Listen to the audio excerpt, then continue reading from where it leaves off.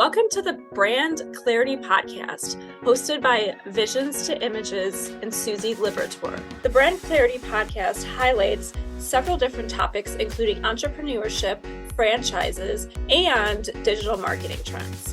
Visions to Images helps corporations and franchises with their branding, website, paid advertising, and digital marketing. Hello, everybody. Today I have on the podcast Matt Kuntz. He's the president of Mr. Rooter Plumbing, and I'm excited to have him on. We were chatting, and he's got a lot of great stuff happening, so I'm really excited for him to share that. Welcome, Matt. Thank you, Susie. Happy to be here. Absolutely. So tell us a little bit first about how you got started and where you are today. Sure. Yeah, I don't think anybody chooses a career in franchising. They fall into it and then fall in love with it because it is a really great industry. But I came out of high school just knowing I was going to be an engineer, and I studied mechanical engineering, came out of college, got a job outside of the Chicago region, and things were going well and enjoyed it. But after a few years, I started asking questions that some of my superiors didn't want to answer, like, "Hey, tell me about the conditions of the person that's using this part." I wanted to incorporate those factors. And we were in the aerospace industry, so a lot of military applications. They're like, "You don't need to know.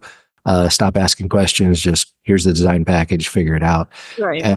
And what I discovered was I won't say that I'm a full-blown extrovert, but I'm probably one of the more extroverted engineers you'll meet. It just wasn't going to be the best fit for me. But I still think as myself as an engineer. In that time, my wife, who is a teacher by trade, she was working at a Sylvan Learning Center. And I was like, this business is cool. She likes it. We've got help. And that center came up for sale, and we ended up buying that center. And it was my first introduction to franchising. And I thought, man, this is a great business model because I'm not an educator. Right. She is. It's actually not a benefit to be an educator and own an education business. You need to run the business. You need to be marketing, sales, leadership, those tactics. And we ended up buying and selling a few Sylvan Learning Centers over our time and having some good success with it because we didn't mess with the program. Like a lot of our peers were educators, and they would go to their comfort zone, which was the academic side of it. Well, that hamburger was done, right? It didn't need any work.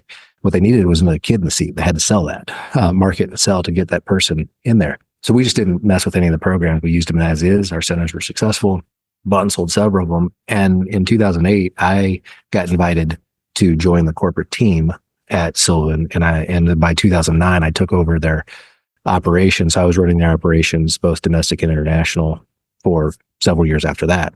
Then in 2016, I was recruited here to Neighborly, and I'm at Waco, Texas now, at the Neighborly headquarters. We're the largest home services franchisor in the world.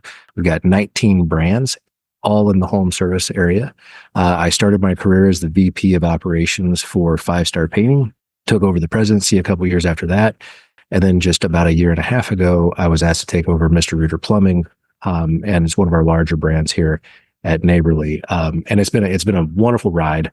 Love it. Get to meet so many great people, actually see the impact that our work is having and how this business is just continuing to grow and evolve. It's been a lot of fun, but I don't think anybody wakes up, or any recent college graduate says, "I'm going to go for a job in franchising." They just don't even think about it.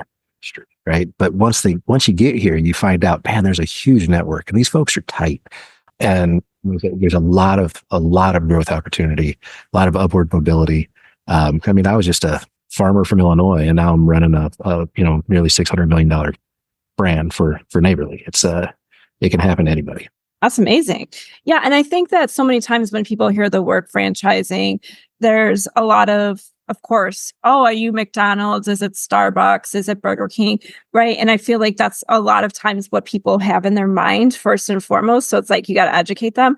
But I mean, even they're so hard, like the younger and the older generations, they might not even know what franchising is, to be honest.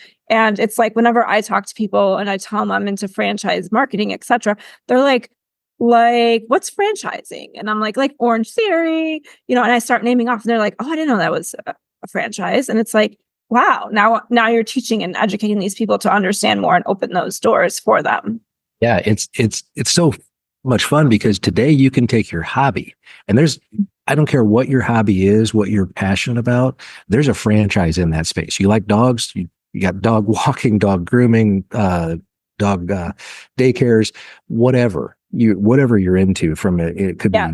be care to health and fitness to food, you name it. But home services is one of the fastest growing areas in franchising. Yes, absolutely.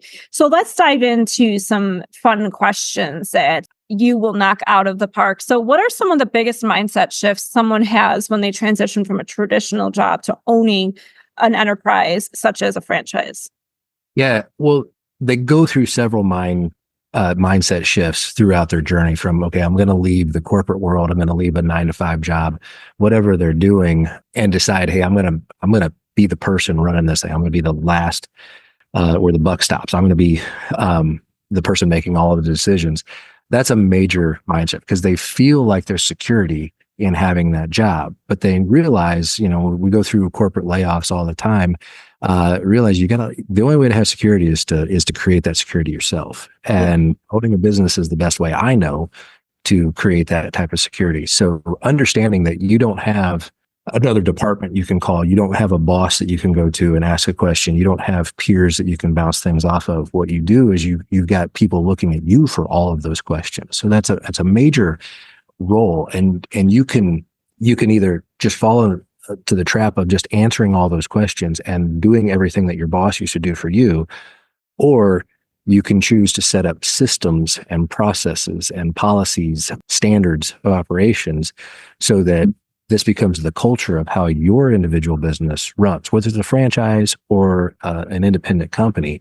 Either way, you can either get trapped in where you have to be the one answering the same questions all the time, or you set up, this is the standard of customer service. This is the standard of billing and collections policies.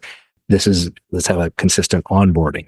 And then as your business grows, you have to remind yourself of that mindset shift along the way, because you can always get, at every phase of the business, you can get trapped back into being the bottleneck of your business. So making sure that we growing our own selves, but we're also growing the people around us. In the beginning, when you buy a franchise, you are the person, like you're doing everything. You're taking out the trash, you're ordering the office supplies, you're doing everything. But you have to quickly bring on people to start helping you do that. And how do you lead and manage those folks? How do you develop those folks? Because you might hire somebody to take out the trash, but hey, they got a great attitude and they can probably do a few more things and they want to learn. And next thing you know, 2 years later, they might be a division lead for you.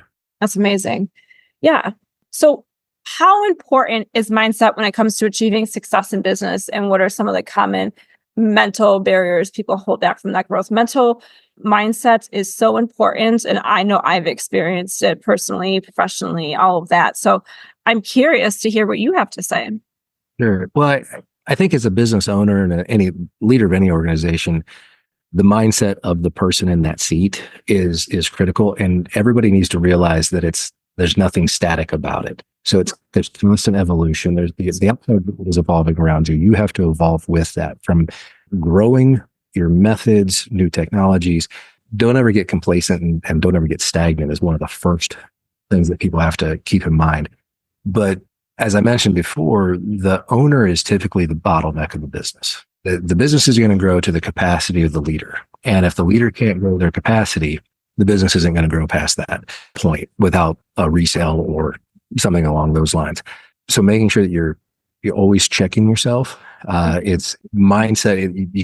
You really have to seek out criticism, because nobody likes to criticize the boss, at least not to their face, right? But you got to really seek out, and you have methods to pull out that criticism and understanding what we can do better, how we can do it better.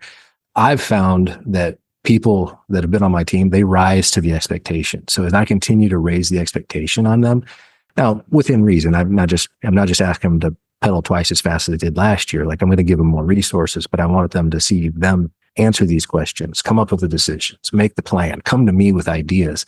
You have to show that you're open to it and allow for those processes to play out without becoming that micromanager or that bottleneck of that business. So it starts up here, it finishes up here, and you got to make sure that, again, your mindset, your your mental strength to say, I'm never going to be done developing myself. And to do that, then I have to develop all these people around me is one of the most critical things to keep in mind. Yeah, I think that's important.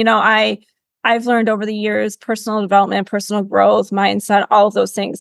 And I'm like, I look back sometimes, I'm like, I'm not who I was 2 years ago, but I'm much better than I am or was. I mean, I am much better than I was. But what's the next evolution of myself, my team, my companies, right? It's always that thing you have to keep going. Everything is always ever changing. So you really have to have that going for you. And I like your constructive criticism that you mentioned that too, because for the longest time, I wouldn't speak up to when I was in corporate and various other components, or when a customer would come to me from my agency, they would be like, well, what about this? And I would be like, well, don't you like what I did?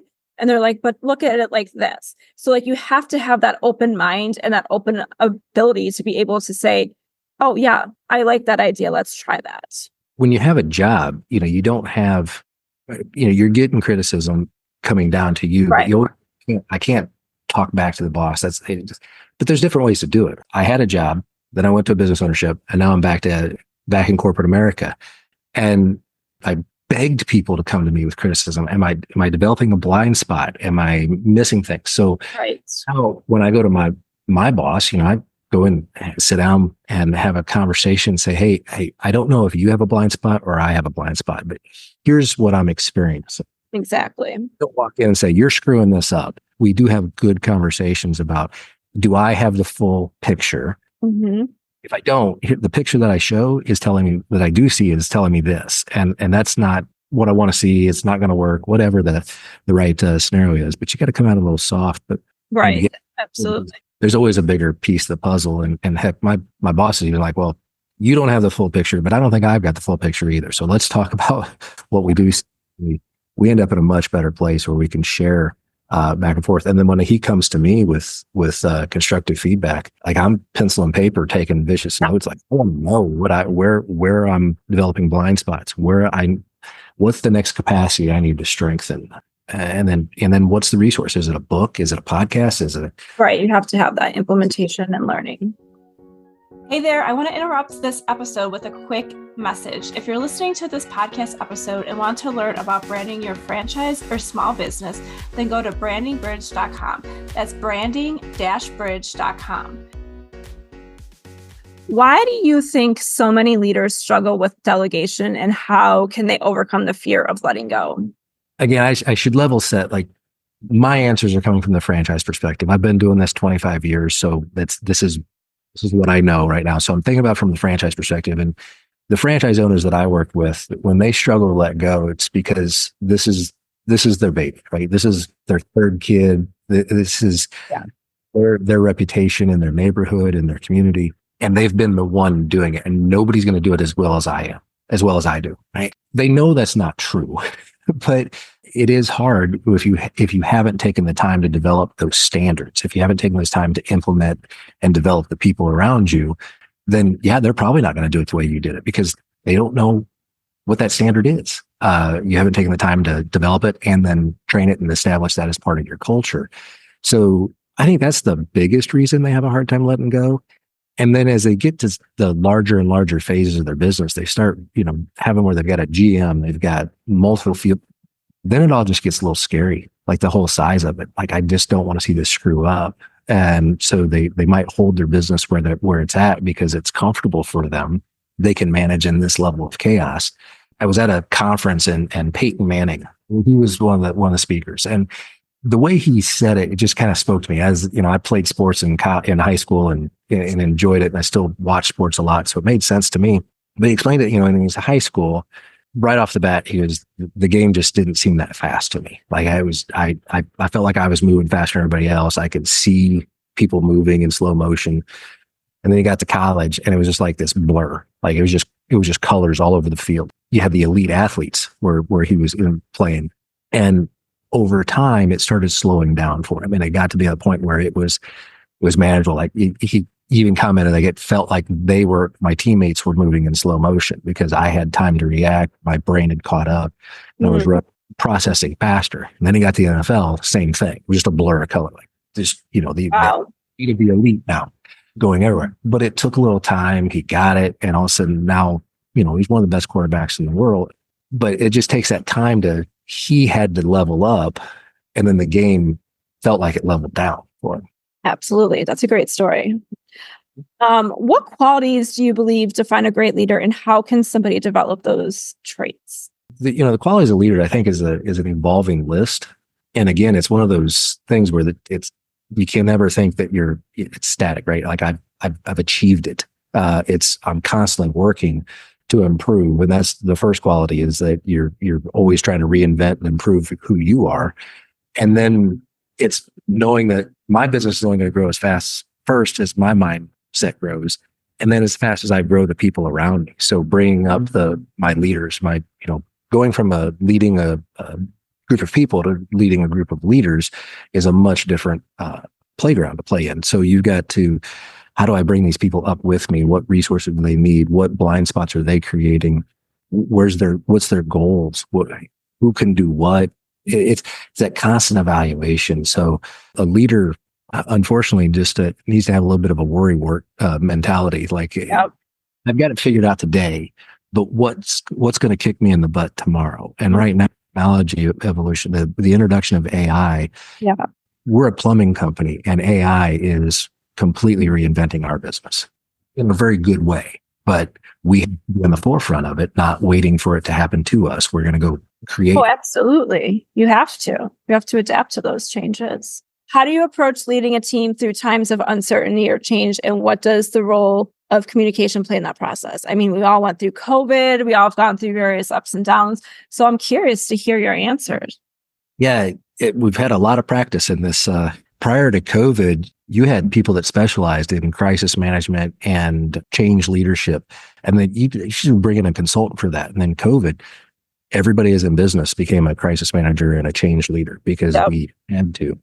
So communication is important. And it's, a lot of folks would say, you got to over communicate. You just got to constantly communicate. And that's true. You've got to keep the communication going, but you also have to level set the communication. Like, this is what I know today. What I'm telling you today, full disclosure, may be 100% different in a few days as we continue this implementation, we continue the changeover, whatever it is, because what leaders don't ever like to do is admit their weaknesses. And you got to be willing to admit, hey, I'm learning this like 5 minutes in front of you. So we're going through this together. One of the biggest changes that I think is happening right now is either changing your software completely, your point of sale system, your accounting system, whatever. But there's so many new features, there's upgrades, or you need to make a wholesale switch over. So it's software related, and your interaction with technology is where we see the majority of the change happening, at least right now. And with that, you're working with software that, okay, I got a demo 2 weeks ago. We made the decision last week. We're in implementation next week. I'm training. So trying to pedal as fast as I can to stay a couple steps in front of my team so that they can stay a couple steps in front of their franchisees that they work with. I mean, that's difficult. So saying, okay, this is what we're doing today. We're moving down this path. It's going to make us, we're going to get a couple steps further. We're going to be a little bit better, but we might have to pivot in a few days, weeks. And then it's, what do we need to stop doing? In business world, we tend to do things because we've always done it, like I always filled out this report. Yeah. Well, the person that requested that report left the company 6 years ago. Not this report. Who's looking at it? What value does it have? Can we automate the report if it's still necessary? Process says fill out the report, so we fill out the report without any asking questions about what it tells us is this useful information. I think that's important. And I think it's always good to reflect and look back on all of the day-to-day stuff and see what's working, what's not working, and looking at, okay, why do we have to do this? Does it really help us? Is it part of the vision? Can we automate it? Those are such important factors, because if it's holding somebody back with their time and you can automate it, then go ahead and automate it. Which brings me up to a question about technology. So what kind of technology do you use for customer experience and customer reviews? What does that look like for you guys? We've seen a lot of new tools come into play of recent. It's been pretty exciting, really. So We have a reputation management software where it's a vendor that we use that sends out for the NPS scores. So we send out those like most companies, but we want to start the engagement from the very first interaction we have with that customer. So they find us on Google, they get to our website, whatever, and they're interactive, whether it's through our call center, our intake mechanism that way, whether it's a web form. We want to make sure that that information is being captured as accurately as possible. And we want to make sure that we're getting communication back to the owner or to the homeowner. If you're calling a plumber, it's typically because something's not Happen, yeah, quickly. Like something's on the floor that shouldn't be, or there's a problem in the home. So you want something quick. So you need that rapid communication, because most people, when there's a plumbing issue in their home, they go to Google, plumber near me, they call they answer the phone. They're okay. How soon can you get here? That's not soon enough. They go to the second one. They didn't answer the third one. Oh, you can get here in the next 2 hours. Great. You get the work. As soon as we start interacting with them, we want to we've got this. We have the availability, and we can't rely on human beings to be the sole source of that information. So, you've only got so many people answering the phone. You've only got so many technicians, and that customer needs interaction. Now, through AI, we can start that interaction, but we're still collecting information. So when the tech does, the customer is getting information about when the tech is going to be there, and we're getting more information about the customer and the job, so that when we show up, we're ready. Like I've got the right tool in hand, I got the right parts ready to go, and we're ready to take care of that customer. So we're being more efficient with our time and theirs. So that interaction and communication back and forth needs to start the second that we have a live person. We've got somebody that said, I need help, call me, or I'm calling you, however. Right. Start connection. And then it needs to not stop. We need to make staying in touch with that customer. So, okay, we did a great job, we got paid. Thank you for letting us be your plumber. Can we get a review? All that just needs to be automated, because it's uncomfortable to ask for it for a lot of folks. I mean, especially for our service professionals are not seasoned salespeople. So asking for things like that is not the easiest thing for them to do. So if the software can automatically do it or remind the technician to do it, our point of sale system is actually interacting, listening to the interaction, both from the phone call and while the technician's in the home, and then providing, hey, you missed something, right? Giving that real-time feedback to the technician. So they're getting that training all the time. So that's how it goes, that from reputation management all the way forward to the very first interaction. We are using different softwares, but the key is we got to make it easy for the technician. That's what we're trying to remove things that technician has to think about, because they're the technical expert, not this customer journey expert, right? They are excellent at fixing the plumbing problem and telling the customer, I've got it. I'm the person that's going to fix this for you. Oh, look, I actually fixed it. Let me show you what we did. That's where their superpower is. So we automate that as much as we can. And that has been rapidly evolving. We used to have somebody back in the office that did the follow-ups, so we're paying a person to sit there and do, that person's like, this job sucks. I've got a lot more capacity. So now having the computer system doing that, those follow-up activities. And what we're noticing is our NPS score, it's always been high, but it's ticking up even higher and some of the comments are really reflecting him that they're just so fast at getting back to me, and I've got answers, and I'm no longer worried. They're going to fix my whatever. Feel that peace of mind, and you get a happy customer. If you do a good job the first time, you typically have that customer for life at that point. Exactly. No, that's so true. So true. And I think, like I tell people all the time, like customers are walking billboards for you. So they're going to share it on social, good or bad. They're going to tell all of their friends and family, right? So it's easier to have that relationship and have a great relationship rather than having a bad one and recreating something that they found on Google. It's an ever evolving world. And I think as leaders in this space, we have to make sure that we're staying on our toes and not getting comfortable. Yes, I agree. All right. Well, thank you so much for coming on. If anybody wants to learn more, how can they find you or your company?